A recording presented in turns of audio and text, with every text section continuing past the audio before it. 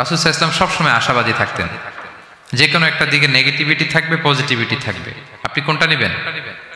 পজিটিভটা আপনি নেবেন। একটা উদাহরণ আছে না, যে এরকম একটা গ্লাসের অর্ধেক যদি পানি থাকে, কেউ দেখে অর্ধেক খালি, কেউ দেখে অর্ধেক পানি ভর্তি, তো আপনি অর্ধেক যে পানি ভর্তি ওইটা খেয়াল করবেন, আশাবাদী হবেন।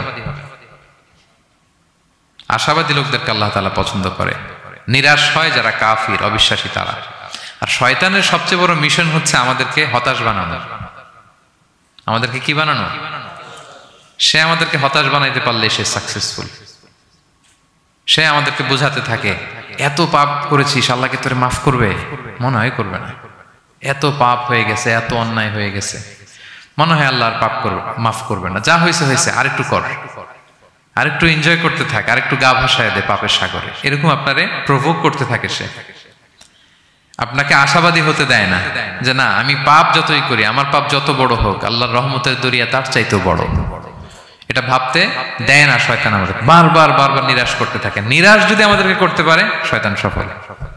শয়তান সবসময় আমাদেরকে নিরাশ করতে চায়, ভয় দেখায়।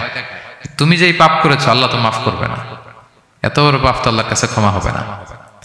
সো আমরা যেন আশাবাদী হই, আমরা যেন হতাশার সাগরে ডুবে না যাই, অপটিমিস্টিক যেন হই। সম্মানিত ভাইয়েরা,